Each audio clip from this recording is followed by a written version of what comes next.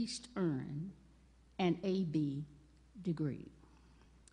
And now, a little more than a quarter century later, hear the words of our newly installed president, Dr. Carlton Brown's vision for Clark Atlanta University. Quote, "I want the institution to see itself in a stronger light, to embrace its future greatness, and to begin it right now. This is how we will take Clark Atlanta University to a place of re-achieving national leadership. This is how it will be done. Find its own magic formula, institutionalize it, lock it in, and maintain it." End of quote. Drawing upon the spirit underlining the thesis of a last lecture and the speaker's experience, it is fitting at this point to recommend proposals to keep the Clark Atlanta University School of Education afloat and viable throughout this century. Let me be perfectly clear. Taking into consideration the entire university must find its own magic formula, institutionalize it, lock it in, and maintain it in the same manner. The school must carve out its own niche for its own time and place in history. The first recommendation is for the Clark Atlanta University School of Education to craft a document which articulates what the school is to be at least through the next decade. The report should be subject to periodic review as well as restatement of particulars as deemed appropriate. However this is done, probably the most important thing is not what the school does, but something it believes. It is a philosophy of education, a stance, a set of priorities to which everyone is committed. This would also be helpful to President Brown as he proceeds with his vision of the institution's future. Piggybacking on Dr. Brown's leadership style of teamwork, insight, and commitment, the second proposal is to use the team approach in producing the document recommend.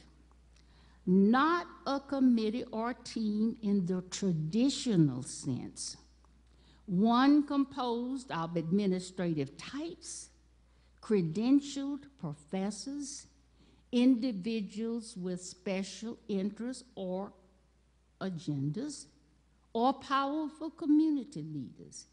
Instead, a team or committee from my purview should be broad-based, diverse, and inclusive, providing a non-threatening environment in which to work, where everyone's opinion is respected and valued. This type of team provides plenty of opportunity for creative and innovative brainstorming. I have faith that this type of team is evolving at the school based on my experiences.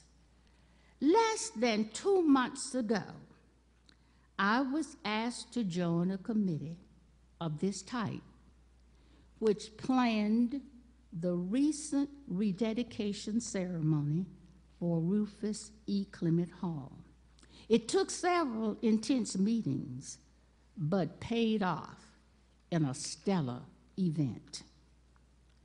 The third proposal parallels the crises of both incoming presidents, Henderson and Brown faced respectively. During the 60s and the first decade of the 21st century, Dr. Henderson's administration in the 60s faced demographic changes, increasing sensitivity relative to equal opportunities, escalation of opportunities in new fields, and the rise of emphasis on Black awareness. As these developments occurred, both social pressure and constraints impacted Clark College.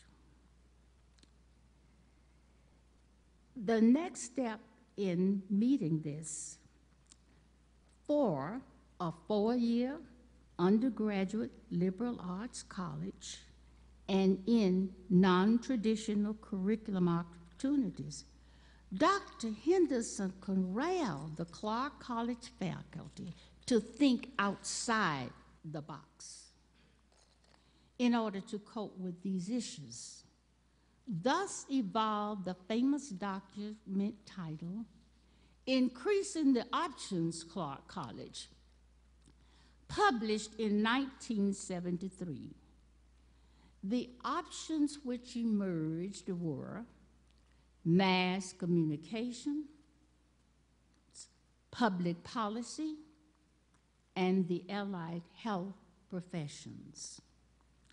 Again, drawing from President Brown's arrival 30-plus years later, he too faced social changes and responded that Clark Atlanta University will claim its leadership position in addressing national and global issues, discovering answers to many of society's most pressing problems, creating new opportunities, and preparing students to transform America and lead transformative change in communities, the nation, and the world. I feel the latter part of this statement is so crucial, and I'll repeat a portion of it. Clark Atlanta University will claim its leadership position in addressing national and global issues, discovering answers to many of society's most pressing problems, creating new opportunities, and preparing students to transform America and lead transformative change in communities, the nation, and the world.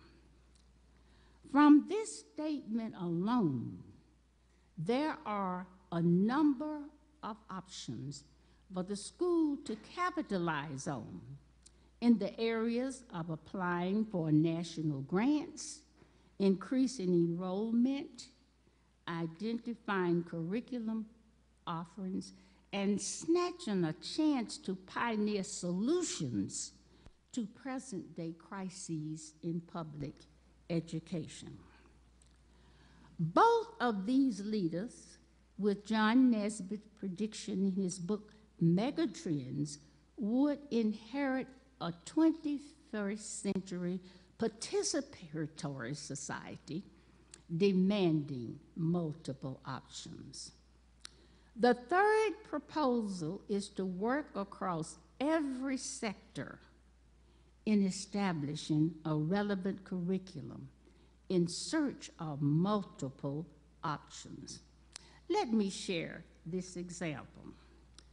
The Clark College Department of Education led the way in seeking national accreditation for its teacher education programs.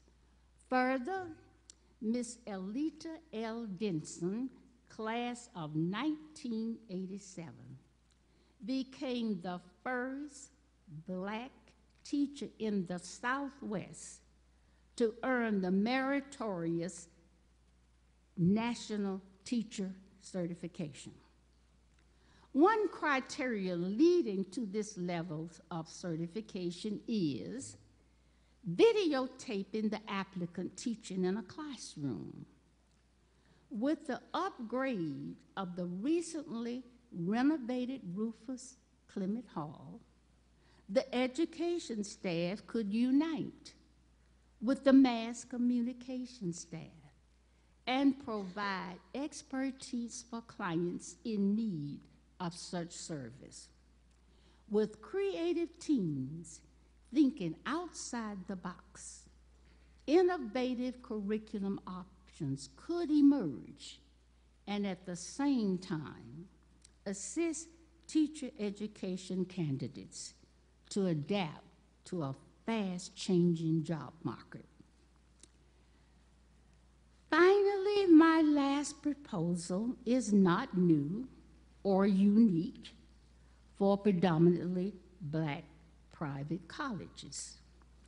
It has to do with covering the cost of producing a quality product.